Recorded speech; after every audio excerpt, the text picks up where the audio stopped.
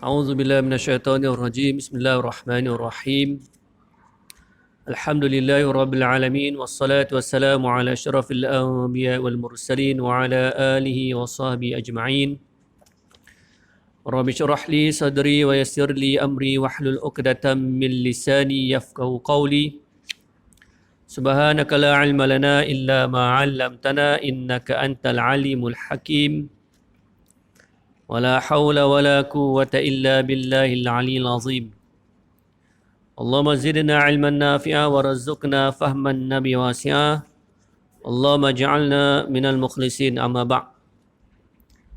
Alhamdulillah, syukur kita pada Allah Subhanahu Wa Taala. Malam ni kita sambung kembali kuliah Maghrib berkenaan dengan ilmu faraid. Dalam buku Faham Faraid, insya-Allah muka surat 23. Muka surat 23. Iaitu kita dalam tajuk kepentingan mempelajari ilmu faraid. Dan kita telah lepas iaitu daripada galakan oleh baginda Rasulullah sallallahu alaihi wasallam. Antaranya ta'allimul faraidah wa 'allimuha. Belajarilah ilmu faraid dan ajarkannya. Dan yang kedua, galakan daripada sahabat baginda sallallahu alaihi wasallam. Dia nak suruh kita belajar ilmu ni. Jangan tinggal ilmu ni. Mengaji ilmu ni. Tu. Mana? Sayyidina Umar Al-Khattab telah berkata,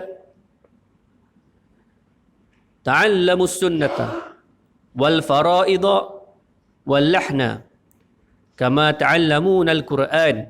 Ini kata Sayyidina Umar. Dia kata apa? Pelajarilah ilmu as-sunnah. Satu. Yang kedua, ilmu faraid. Ilmu faraid. Dan wal lahna, dan ilmu bahasa Arab. Dia tambah ilmu bahasa Arab. Sebagaimana kamu mempelajari Al-Quran. Seperti mana kita pelajari Al-Quran, begitulah kita belajar tiga ilmu ni. As-Sunnah, Faraid dan juga bahasa. Iaitu bahasa Arab. Dan dikisahkan pada tahun ke-18 Hijrah. Sayyidina Umar ni dia pergi ke Syam. Dia pergi pergi ke Syam, negeri Syam. Untuk apa? Untuk mengajar ilmu faraid kepada penduduk di Syam. Tu. Nak menunjukkan ilmu ni sangat penting. Baik. Ada lagi? Itu daripada sahabat seorang lah. Sebenarnya ada beberapa lagi. Tapi dalam buku ni kita muatkan satu. Pun dah cukup dah. Okay, selain pada itu, kesungguhan para ulama dalam menyebarkan ilmu faraid. Kita tengok pula sejarah bagaimana para ulama mereka sebarkan ilmu ini dengan berbagai cara. Supaya apa? Supaya ilmu ini kekal, mudah dipelajari, diminati, disukai, disayangi. Macam-macam lah. Baik, disebabkan ilmu faraid amat penting. Daripada hadis, daripada ucapan-ucapan para sahabat, maka para ulama banyak menghabiskan masa mereka dalam mempelajari dan mengajarkan ilmu faraid ini. Malah terdapat juga ulama yang mencipta beberapa kaedah yang tertentu. Tujuan apa? Untuk mudah menguasai ilmu faraid. Contoh dia seperti kaedah jadual segitiga oleh Syekh Nabil Kamaluddin. Syekh Nabil ni dia buat dalam bentuk segitiga. Macam bentuk piramid tu. Dekat situ kita akan tahu. Jadi macam sifir lah, macam sifir. Kalau si mati ni ada isteri, ada anak lelaki, berapa? Isteri dapat, anak lelaki dapat berapa? Kalau si mati ada suami, ada anak perempuan, dia ada. Dia tengok jadual tu. Besar jadual dia. Kalau anak ni dia ada jual dekat Mesir. kat Mesir tu. Dia dalam bentuk segitiga. Mungkin kita pernah tengok. Dan dia juga selain dia menciptakan jadual segitiga tu, dia juga mengkaji jadual-jadual segitiga yang lain dan membetulkan beberapa kesalahan yang terdapat dalam jadual yang dikaji tu. Dia dimuatkan dalam jadual dia tapi belah belakang. Belah belakang. Saya tak bawa pula. Besar ni, kalau saya berdiri pun dia tinggi, dia punya tu. Jadual besar. Dia terpaksa lipat. Mungkin dalam 8 ataupun 10 ini apa ni? A4 tu. Dia punya saiz dia. Itu satu. Mana lagi? Kaedah matan syair Arjuzah oleh Syekh Abdul Fattah Abdul Ghani. Ni ulama-ulama dulu dia suka buat bentuk syair. Syair ni ringkasan. Ringkasan dalam sesuatu ilmu berkaitan dengan kalau dalam kat sini tentang faraid lah. Tentang faraid. Dan ringkasan tu mudah orang hafal dan dia macam bentuk poin-poin dah. Poin-poin. Dan banyak matan-matan. Mana? Selain pada Arjuzah, matan syair Ar-Rahabiyah. Ini paling terkenal, paling banyak. Paling banyak. Paling banyak. Dan kita pun cuba nak hafal lah. Dia ada 176 rangkap syair. Kita cuba hafal. Tapi itulah, macam saya ni memang ingatan tak berapa kuat sangat. Nak menghafal ni. Dia punya permulaan dia, awalu manastaftihul maqala bizikri hamdi rabbina ta'ala. Dalam bentuk lagu. Jadi orang suka lah ngapal. Itu baru satu bait. Ada 176 bait. Itu sikit tu. Kalau kita tengok, kalau matan-matan fiqah, matan fiqah ada sampai 1000 rangkap. Matan alfiyah berkaitan dengan nahu dan saraf bahasa Arab ada 1000. Nama pun alfiyah. Alfiyah maksudnya alfun kan, 1000. Banyaklah matan-matan lain. Tajwid ada matan dia. Tauhid ada matan dia. Kalau fiqah tu matan Abi Suja'. Matan Abi Suja'. Fiqah. Itu cara-cara para ulama memudahkan para pelajar nak menguasai sesuatu ilmu. Di matan macam peringkat basic lah, peringkat asas. Peringkat. Kemudian ada kitab-kitab pula mensyarahkan, menjelaskan tentang matan-matan tu. Macam matan syair Ar-Rahibiyah ni banyak kitab-kitab yang mensyarahkan matan ni. Nak menunjukkan apa? Mulianya kitab tersebut, pengarangnya. Tu. Siapa yang karang matan Ar-Rahabiyah? Syekh Muhammad bin Ali. Kemudian matan syair Al-Maisurah dikarang oleh Syekh Saleh Al-Ja'fari, syekh daripada Mesir. Dan matan syair Umdah Al-Farid oleh Syekh Said bin Sa'ad. Tu matan-matan. Banyak lagi lah sebenarnya. Tu kita muatkan beberapa sahaja. Tujuan dia untuk memudahkan para pelajar mengingati ataupun mempelajari ilmu faraid. Pada zaman dululah. Zaman dulu dia cara seseorang menguasai ilmu tu dia hafal matan. Hafal matan-matan semua. Jadi orang dulu dia alim dia bukan alim satu bidang, dia alim banyak bidang. Alim banyak bidang. Dari segi tauhid dia alim, dari segi fiqah dia alim, dari segi tasawuf dia alim, bahasa Arab dia alim. Cara dia antara dia hafal matan-matan. Matan-matan yang ringkas ni. Tu antara cara ni. Tu dulu budak-budak kecil dia hafal. Matan contohnya kalau nahu, matan apa ni yang terkenal tu, ingat tak? Matan nahu yang terkenal. Saya pernah dia terlupa dah. Matan apa? Kalau kat pondok-pondok tu dia hafal.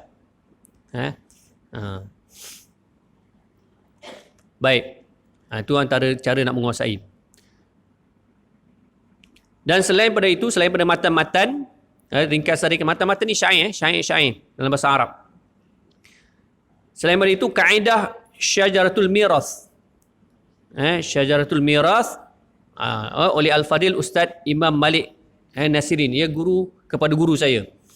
Guru saya tu Ustaz Jabal Alam Shah. Ni guru dia.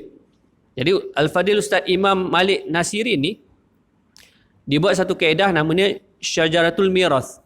Pokok pusaka. Pokok, syajarah kan. Syajarah pokok. Miras pusaka. Dia menggunakan carta keluarga. Family tree. Dalam kita mengingati ahli waris.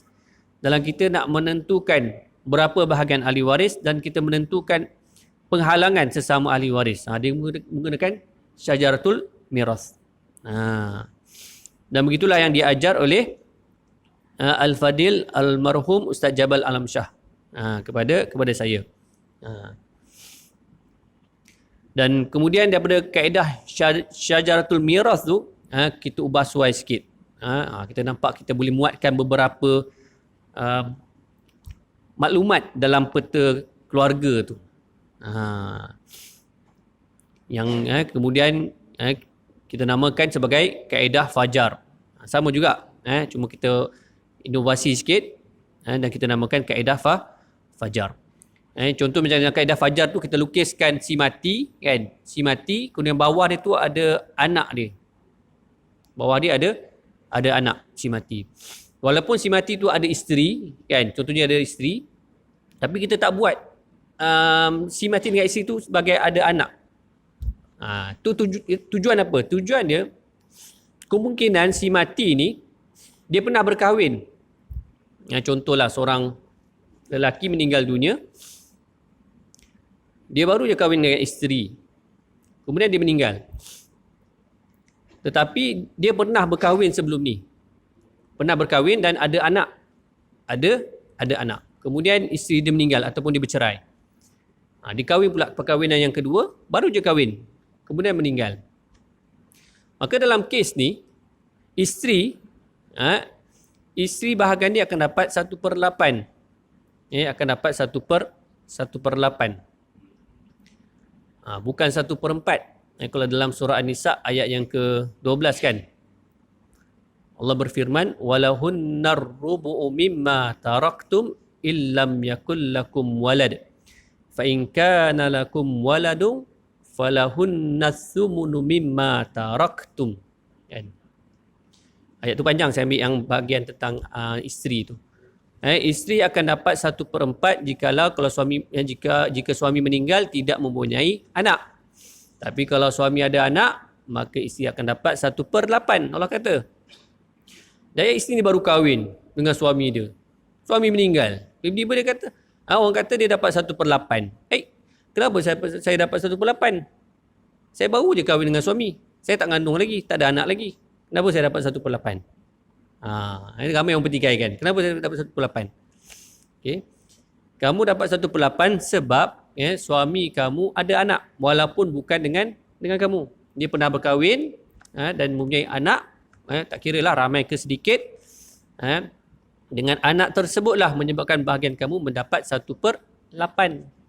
Bukan 1/4. Dia 1/4 ni kalau suami tu memang tak ada anak. Dia kahwin, dia tak ada anak ataupun ini perkahwinan yang pertama, maka ketika tu baru dapat 1/4. Kalau tak 1/8 lah. 1/8. Sebab dalam kaedah fajar tu kita letak si mati, buat garis bawah anak. Walaupun sebelah tu ada isteri. Nak menunjukkan apa? Menunjukkan bahawa tak semestinya anak tu dengan isteri sekarang ni. Kemungkinan dia pernah berkahwin sebelum ni dan mempunyai anak, kemudian dia bercerai ke, isteri meninggal ke, maka ketika tu anak tu memberi kesan kepada bahagian isteri. Jadi seolah-olah dia apa? Mak tiri dengan anak tiri kan, hubungan dia kan. Dia memberi kesan. Anak tiri tu boleh memberi kesan kepada mak tiri. Tapi dengan hubungan dengan suami, dengan si mati, anak lah. Anak si mati memberi kesan kepada isteri. Tapi tak semestinya isteri tu mak dia. Boleh jadi mak tiri. Tu dia. Itu kena jelas. Itu kita muatkan dalam apa kaedah fajar tu. Dia ada kita buat apa ni kursus tentang faraid kaedah fajar ni ada buat. Ada buat. Baru ni dah lepas bulan ni lah yang kita buat. Jadi dua kali lah buat. Satu di akademi bersemuka, satu lagi online. Kalau berminat boleh tengok dalam Facebook page Faham Faraid. Nama sama juga macam ni, Faham Faraid. Tapi dah rapat lah. Ataupun website dia lah, fahamfaraid.com. Info lanjut. Baik. Cuma dalam buku ni kita tak muatkan kaedah fajar tu sebab dia kena buku lain. Dia buku lain sebab yang tu fokus betul-betul pada nak mendalami betul-betul faraid tu. Sebab dalam kaedah fajar ni asas yang kita ajar tu asas. Dia tak ada melibatkan pengiraan. Kita nak kenali siapa ahli waris, siapa dia, penghalangan, berapa bahagian mereka, tu je. Pengiraan tak ada. Cuma dalam buku ni lah ada juga, cuma kita bagi secara input je lah. Bagi input saja. Tapi insyaAllah nanti kita kongsikan dalam sampai tajuk dia tu, kita cuba kongsikan. Tapi kena ada whiteboard lah. Whiteboard. Dan tuan-tuan perempuan kena bawa buku kena bawa buku. Sebab nak mahir faraid ni dia kena buat latihan. Buat banyak latihan. Baru boleh mahir. Itu yang diajar oleh guru saya. Ustaz Jabal. Kita ikutlah cara dia kan. Jadi kalau nak mahir kena ikutlah cara tu. Dan dia memberi kesan lah. Memberi kesan kepada diri saya terutamanya sebagai pelajar dia. Hilang dah muka surat. Okey. Tu. Baik, habis. Jadi moga-moga perkongsian berkenaan dengan kesungguhan para ulama, hadis dan saranan para sahabat Sayyidina Umar terutamanya memberikan semangat kita untuk mempelajari ilmu ini. Okey, baik. Habis. Okay, kita tengok pada sahabat yang mahir ilmu faraid. Siapakah sahabat yang paling tera dalam ilmu faraid? Sebab setiap sahabat baginda Rasulullah SAW ada kemahiran masing-masing. Ada pandai berlawan. Sayyidina Hamzah. Ada yang pandai tafsir. Ibnu Abbas dan sebagainya. Baik, sahabat Nabi SAW yang paling bijak dalam ilmu faraid, siapa dia? Ialah Sayyidina Zaid bin Thabit. Zaid bin Thabit. Radhiyallahu anhu. Zaid bin Thabit ni selain pada tu dia adalah SU bagi Rasulullah. SU apa dia? Itu siapa? Iaitu dia adalah salah seorang pencatat wahyu yang diturunkan kepada baginda Rasulullah sallallahu alaihi wasallam. Dia akan tolong catat. Di antaranya lah selain pada 4 orang khalifah Khulafaur Ar-Rasyidin tu. Dan beberapa orang lagi. Zaid ni salah seorang daripadanya. Apa bukti dia? Ni. Ini terbukti dengan jelas apabila Rasulullah sallallahu alaihi wasallam sendiri yang memuji Zaid ni. Mana?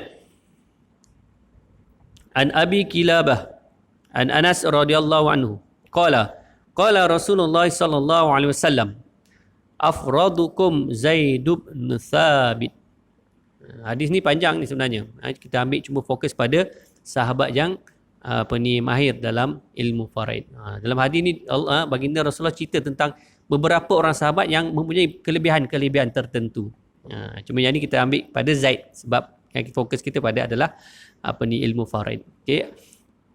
Kata baginda afradukum Zaid bin Thabit daripada Abi Kilabah, daripada Anas radhiyallahu anhu. Sabda Rasulullah sallallahu alaihi wasallam, di kalangan kamu yang terlebih pandai ilmu faraid ialah Zaid bin Thabit. Baginda Rasulullah sendiri yang memuji Zaid ni sebagai orang yang paling alim, paling hebat dalam ilmu faraid. Jadi kenapa? Apa indikator yang menyebabkan baginda Rasulullah sallallahu alaihi wasallam memuji Zaid ni? Kata ulama, baginda sallallahu alaihi wasallam memujinya adalah kerana dua perkara. Yang pertama, beliau dapat memberikan jawapan yang paling tepat. Kalau ada kes seorang ni meninggal, ada waris sekian, Zaid terus jawab dengan cepat, dengan tepat, dengan tepat sekali jawapan dia. Pertama. Dan yang kedua, dan jawapan dia paling pantas berbanding sahabat yang lain. Ni tak tahulah kan. Orang duk tengah kira dia terus dapat jawapan. Hebat Zaid ni. Mungkin wallahualam lah, mungkin dia tak perlu pen kertas tu tak perlu. Nak kena tulis. Dia boleh macam boleh projek dah. Boleh bayangkan. Wallahualam. Tapi dia paling tepat dan paling pantas. Tepat dan cepat. Macam motor ni pula kan. Polis ni. Pidak Redman. Cepat dan tepat. Itu Zaid bin Sabit. Baik. Selain pada baginda Rasulullah SAW, sahabat pun ada memuji Zaid ni. Mana? Sayyidina Umar Al-Khattab radhiyallahu anhu pernah berkhutbah di Al-Jabiyah. Di mana? Di Syam.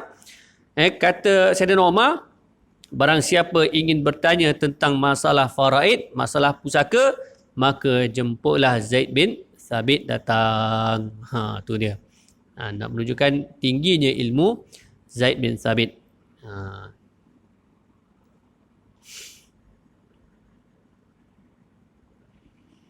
Baik. Okey, itu antara sahabat, sahabat yang mahir dalam ilmu faraid. Bahkan sebenarnya banyak sahabat, Sayyidina Ali, Sayyidina Abu Bakar, Sayyidina Umar, semua pandai-pandai. Cuma terlebih pandai adalah Zaid bin Sabit. Okey, kita tengok kepentingan dan keistimewaan ilmu faraid. Kepentingan dan keistimewaan ilmu faraid. Yang pertama, penentuan daripada Allah Subhanahu Wa Taala. Kita tahu sebelum ni hukum pembahagian pusaka secara faraid adalah wajib. Nasiban mafruḍa, wasiyatan minallah, faridatan minallah, tilka hududullah. Itu kita dah lepas dah dalil-dalil dia kan. Yubayyinullahu lakum an tadillu, dan sebagainya tu. Itu menandakan dalil-dalil bukti-bukti bahawa pembahagian pusaka secara faraid adalah wajib. Itu yang paling utama. Okey.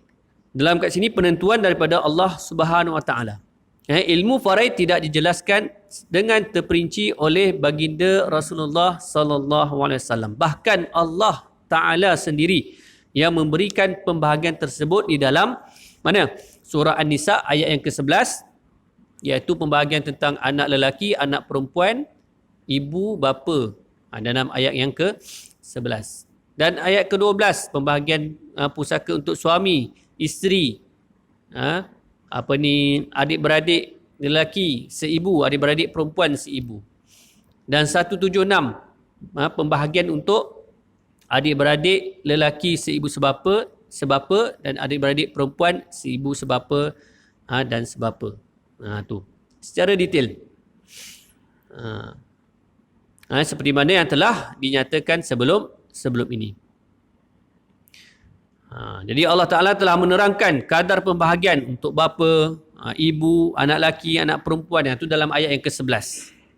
Boleh rujuk dekat situ, ayat yang ke-11. Suami, isteri, saudara lelaki dan saudara perempuan. Itu ayat yang ke-12. Ayat ke-12 tu seibu, bahagian saudara, adik-beradik seibu. Kalau adik-beradik seibu sebapa dan sebapa, ayat 176. Jadi hal ini secara tidak langsung menunjukkan bahawa ilmu ni sangat penting. Sebab apa? Allah yang tentukan sendiri. Bukan baginda. Itu pun ramai duk bergaduh lagi pusaka. Semua duk tahu aku lebih berhak, aku patut dapat banyak. Dia patut tak dapat. Ada pernah dengar? Dia kata alasan dia anak tu derhaka. Derhaka ni tak dapat ni ustaz. Kan? Tak dapat ni sebab dia derhaka. Tak disyaratkan tu dia anak tu soleh dapat. Tapi bukan nak beritahu bahawa kalau macam tu baik derhaka lah kan. Tak kan. Derhaka tu dosa yang lain. Dosa. Tapi hak dia kena bagi. Ada tak bagi hak dia sebab dia OKU. Ni OKU ustaz. Kan? Ataupun tak waras. Tak boleh, kena bagi hak dia. Kena bagi. Cuma kita berikan, kena ada lantik pemegang amanah lah bagi waris-waris tersebut. Bawah umur, belum akil baligh, tidak waras dan sebagainya. Itu pentingnya ilmu ini.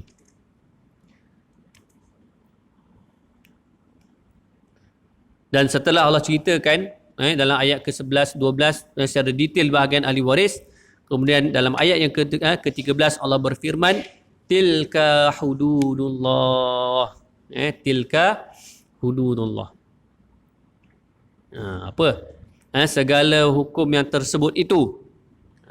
Hukum anak yatim. Di sebelum datangnya tentang hukum faraid, permulaan surah An-Nisa tu cerita tentang hukum anak yatim. Hukum faraid dan wasiat adalah batas-batas yakni syariat Allah Ta'ala. Allah nak beritahu, ini hukum-hukum aku ni. Korang jangan pandai-pandai lah, seolah-olah macam tu. Seolah-olah macam tu. Dan dalam ayat yang ke-10 kan, ayat 11, 12 cerita tentang pembahagian pusaka macam tadi kan. Dalam ayat ke-10 tu Allah kata apa? Innal ladzina ya'kuluna amwalal yatama zulman innama ya'kuluna fi butunihim nara wa sayaslawna sa'ira. Allah dah bagi warning dah dalam ayat yang ke-10. Barang siapa yang memakan harta anak yatim, anak yatim kan, ayah meninggal, ada harta kan, patut dapat pada anak tu lah, anak yatim kan, tapi harta diambil oleh orang lain. Barang siapa memakan harta anak yatim secara zalim, sesungguhnya Allah kata dia telah memakan dalam perut dia tu api neraka, dan dia akan dimasukkan, dicampakkan ke dalam api neraka yang menyala-nyala. Na'udzubillah min zalik. Tu amaran daripada Allah Subhanahu Wa Taala. Bahkan benda tu yang paling banyak berlaku. Banyak kan kita tengok keliling kita yang diviralkan tu, begitulah yang berlaku. Tapi kita sebab apa itu? Sebab mereka jahil tentang ilmu faraid. Belajar tapi disebabkan mata dah kelabu, tak nampak dah, kopiah pun tercabut kan. Ada kopiah pun kopiah tercabut. Ada tudung pun tudung tercabut. Tu. Fitnah harta tu. Fitnah harta. 100 200 tak apa lagi kan. Kalau nampak 1 juta 2 juta, tu. Kan. Moga-moga Allah pelihara pelihara kita semua daripada fitnah harta ni. Moga-moga kita semua ni kalau berlakunya pembahagian pusaka, kita akan melakukannya dengan menurut undang-undang syariat Allah SWT, iaitu faraid. Baik, itu yang pertama. Yang kedua, ilmu faraid adalah antara ilmu yang sangat penting. Mana? Sabda Nabi sallallahu alaihi wasallam, wa an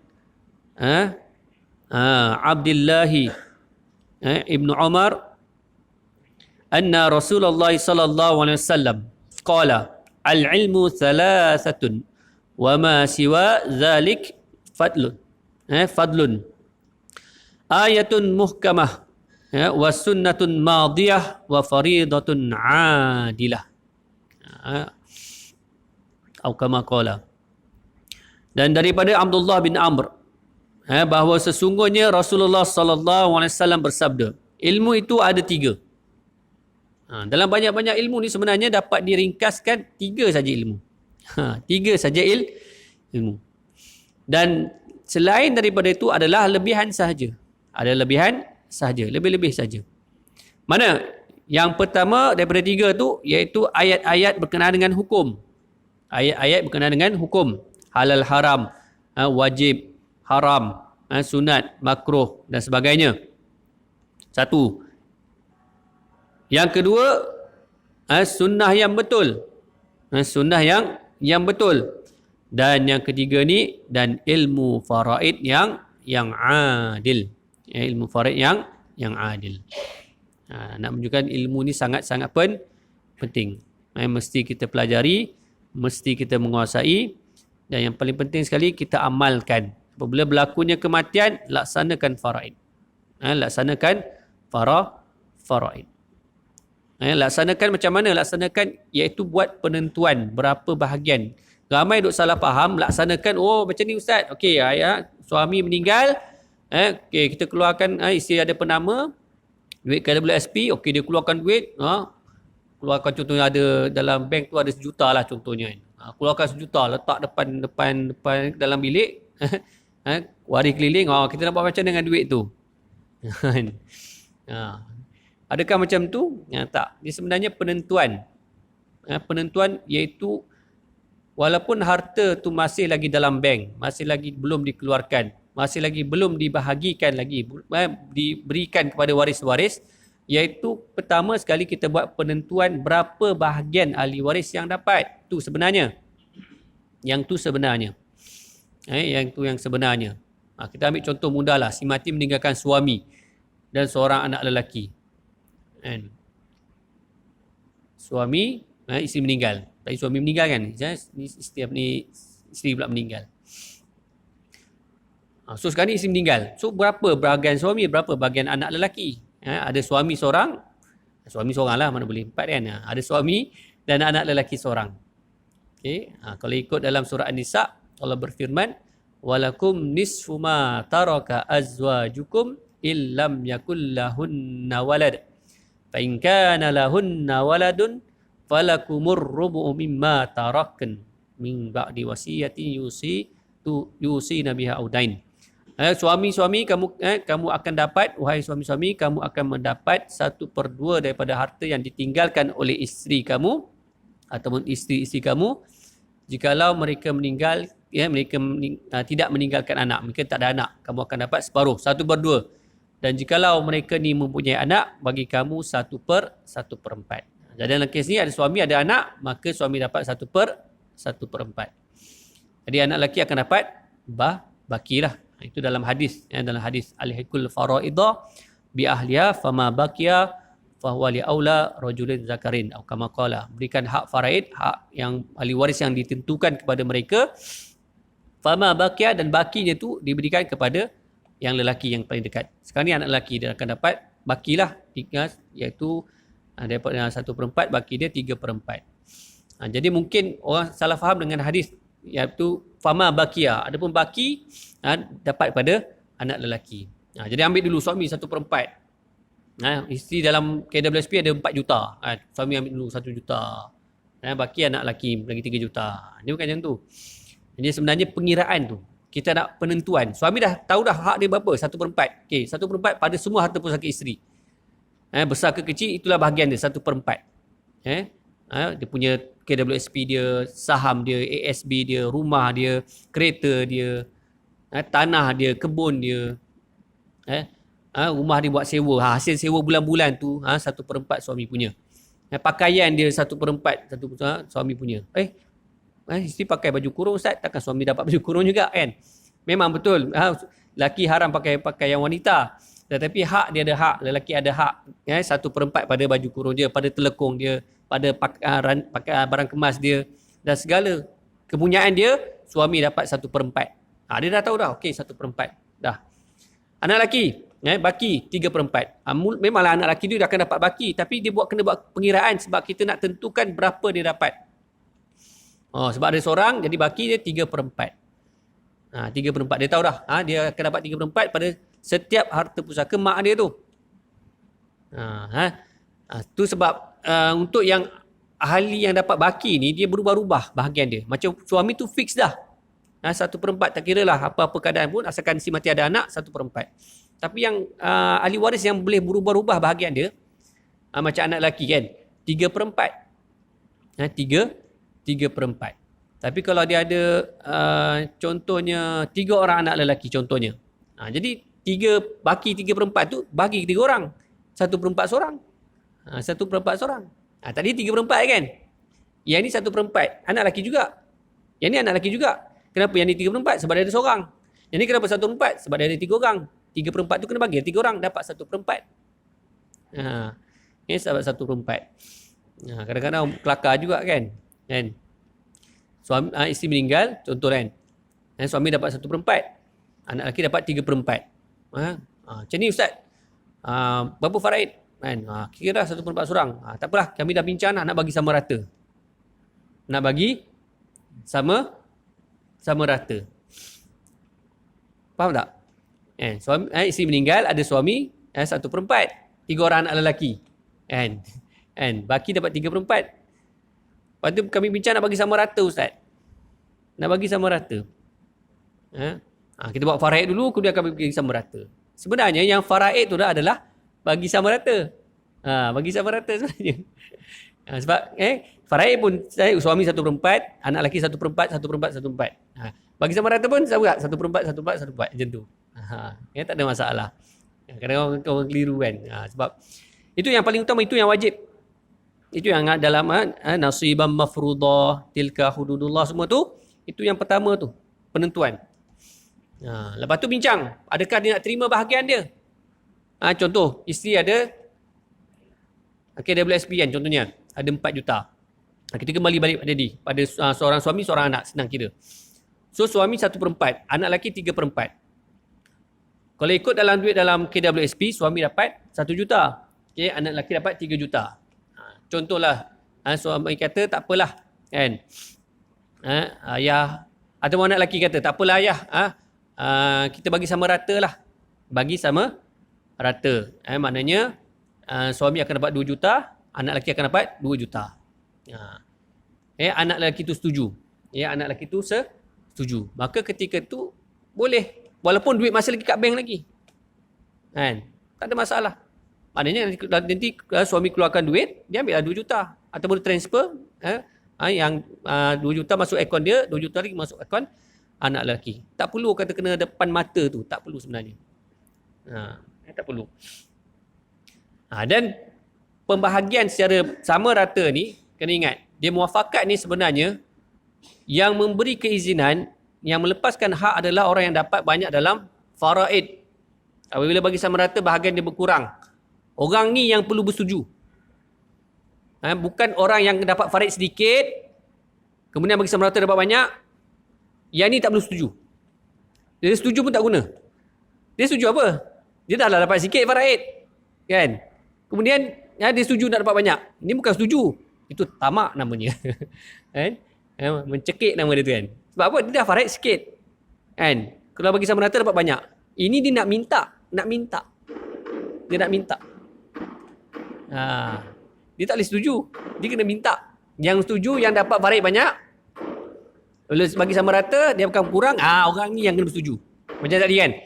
Yang anak lelaki dengan suami. Siapa yang paling banyak? Anak lelaki. Sebab 3/4. Suami 1/4 je. Kalau nak suami minta, okey nak kita bagi sama rata lah. Kan? Ayah setuju bagi sama rata. Setuju. Ayah setuju kat mana pula? Bagian kau sikit 1/4 je. Dia kena minta izin anak lelaki. Untuk melepaskan sebahagian hak dia kurang supaya ayah dia tu sama banyak dengan dia. 2 juta. Tu cara dia.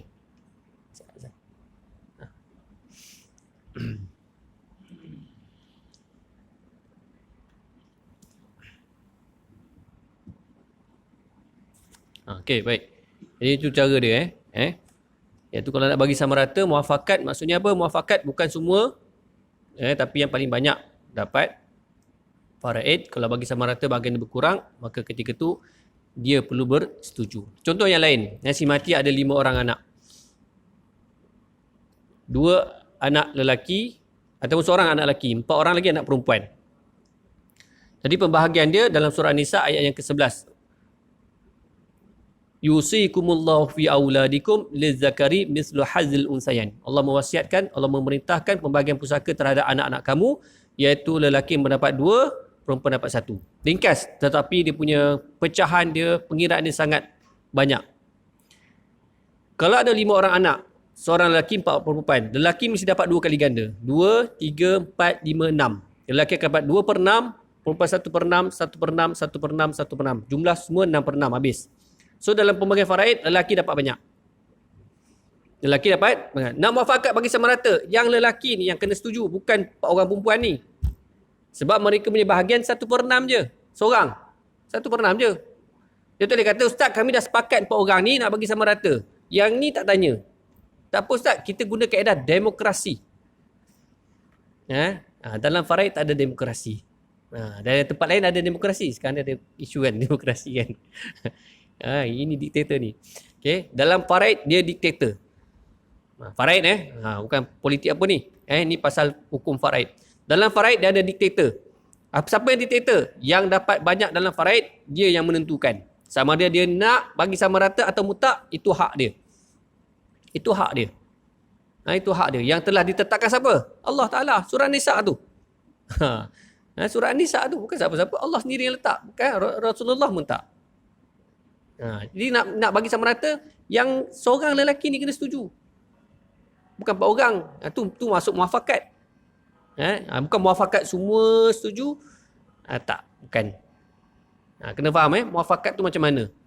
Yang dapat banyak bersetuju untuk mengurangkan sedikit bahagian itu beri kepada orang lain agar bahagian mereka menjadi sama rata. Jadi kalau yang anak lelaki itu setuju, jadi seorang akan dapat 1/5 lah.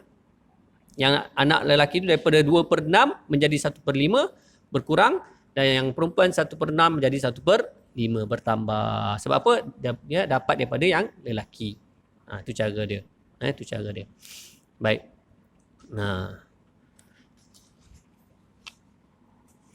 Ada soalan dah?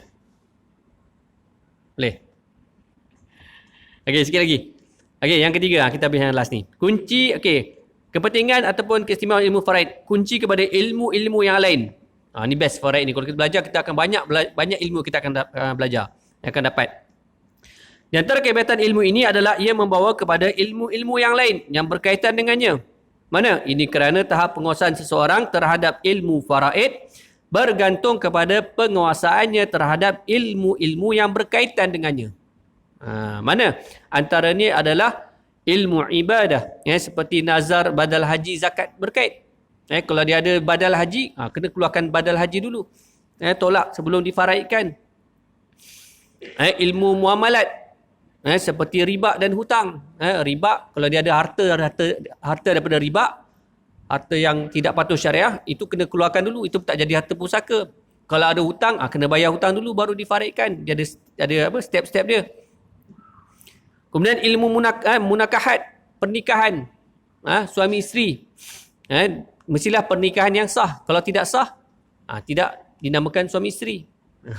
Kalau lahir anak daripada pernikahan tidak sah, anak tu hanya mewaris sebelah ibu saja, ayah tak. Tengok, tu faraid tu. Kalau bercerai macam mana pula? Cerai, dia ada hukum dia. Ilmu jenayah seperti pembunuhan. Orang yang membunuh ayah dia tidak boleh mewarisi harta pusaka ayah dia, tak boleh. Dan daripada keempat ilmu ni adalah ilmu daripada ilmu syariat. Ilmu syariat. Ilmu kan ada 3. Ilmu ilmu tauhid,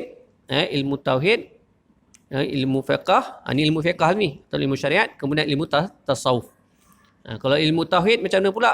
Ini adalah hukum Allah Ta'ala. Kalau kita ingkarkan ayat Allah, firman-firman Allah, boleh membawa kepada kufur. Na'udzubillah min zalik, dengan syarat-syarat tertentu lah. Dia kata, ini apa ni? Hukum faraid tak wajib. Dulu wajib lah, sekarang tak wajib dah. Sekarang kita ikut peredaran zaman. Tu jaga-jaga. Boleh membawa kepada murtad lah dengan syarat-syarat tertentu. Tapi kita tak boleh nak tuduh seseorang yang mengata begitu sebagai murtad. Jangan tuduh sebarangan. Kemungkinan dia berkata begitu dalam keadaan jahil. Kalau dia ada post dalam FB, kita jangan terus komen, ni murtad ni. Jangan komen macam tu. Kita ahli sunnah wal jamaah, kita tidak memudahkan menuduh seseorang yang seakidah dengan kita sebagai murtad. Kita kena cari 1001 alasan untuk mengatakan dia masih lagi Islam. Dan yang menetapkan seseorang murtad atau tak adalah pemerintah, bukan kita, bukan kapasiti individu ataupun kumpulan. Dia mesti pemerintah. Tu. Kemudian ada tasawuf, ilmu tasawuf, ilmu tauhid, syariat, tasawuf. Faraid pun ilmu tasawuf juga. Mana? Mati. Kullu nafsin dha'iqatul maut. Supaya kita ingat pada kematian ni. Mengaji faraid ni ingat mati. Ingat mati ni kalau kita belajar kitab penawar bagi hati ada kan. Antara sifat-sifat mahmudah, yang last kali tu adalah mengingati mati ya. Kafa bil maut kafa bil mauti mauizah atau kama qala Nabi kata. Cukuplah kematian itu sebagai satu peringatan. Kalau guru ustaz saya kata macam handbrake. Ingat mati dia macam handbrake. Kan? Tarik handbrake kan. Baik, mana lagi ilmu? Ilmu hisab, matematik. Memang Farai kena ada ilmu matematik lah. Tapi matematik mudah aja, iaitu berkaitan dengan fraction, pecahan sahaja. Seperti gandaan sepunya terkecil, GSTK, faktor sepunya terbesar, ataupun asal masalah. Itu anda kena belajar lah. Dalam buku ni ada. Dalam buku ni ada. Tapi itu dalam bab yang kedua. Bab yang kedua. Bab pertama ni kita fokus pada fiqh dahulu. Yang pengiraan nanti dulu. Kuasai fiqh, lepas tu pengiraan. Okay, ilmu nasab keturunan seperti saudara seibu sebapa. Ni nasab. Sepupu lelaki daripada bapa saudara seibu sebapa. Ilmu nasab. Tok saudara. Anak saudara, cicit saudara. Ilmu kedoktoran seperti penentuan masa kematian. Itu penting. Masa kematian tu menentukan seorang tu layak ataupun tak layak dapat pusaka. Anak ayah. Ayah mati dulu, kemudian anak meninggal. Kalau ayah meninggal dulu, kemudian anak meninggal, anak tu mewarisi harta ayah. Tapi ayah tidak mewarisi harta anak. Sebab ayah dah mati dah. Mati dulu sebelum anak. Itu masa tu penting. Walaupun 5 saat, walaupun 1 saat. Ilmu perundangan. Perundangan negara. Seperti Akta Harta Pusaka Kecil. Kurungan Pembahagian 1955. Ini kena tahu juga Akta Tanah Negara. Banyak berkaitan dengan tanah. Ni peguam kena tahulah ni kan, peguam. Tapi tak adalah. Kita tahu sikit-sikit pun tak apa dah. Kita serahkan tu pada peguam. Dan lain-lain bidang ilmu yang berkaitan. Antaranya kemungkinan kita boleh tambah ilmu bahasa. Ilmu bahasa pun belajar juga. Bahasa. Kan? Si mati ada bapa. Ada datuk waris. Kemudian ayah pada datuk panggil apa? Ayah dan mak pada datuk. Moyang kan? Moyang lelaki, moyang perempuan. Ayah pada moyang, nama apa? Buyut lelaki, buyut perempuan. Ayah mak pada moyang. Ayah pada buyut lelaki, cakawari. Mak pada buyut lelaki, cilawagi. Tengok. Ustaz Reka, bukan saya Reka ni, tengok Kamus Dewan edisi yang keempat. Ada. Dalam buku ni pun ada. Kita rujukan tu. Bahasa kan. Anak. Si mati ada anak, kemudian cucu. Lepas cucu apa dia? Cicit. Lepas cicit? Piut. Piut bawah apa dia piut? Oneng-oneng. Gelak tapi betul tu. Macam nama kuih je Ustaz onde-onde. Ada itu dah ada dalam kamus. Itu menarik ilmu faraid. Dan nasab tu ada gelaran dia.